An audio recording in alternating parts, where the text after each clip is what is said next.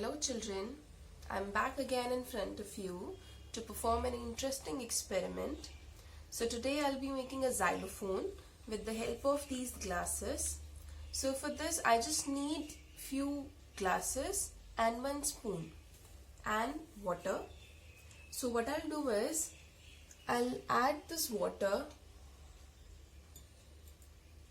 into these glasses.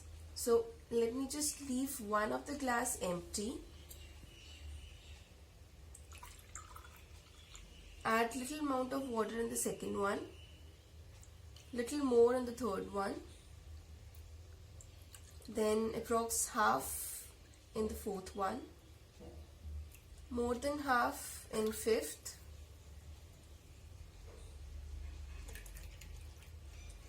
and fill completely the last one.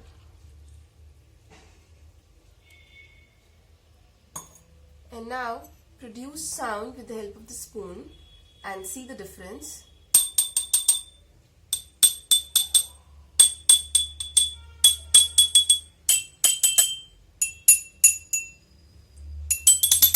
So this way you can make your own xylophone at home.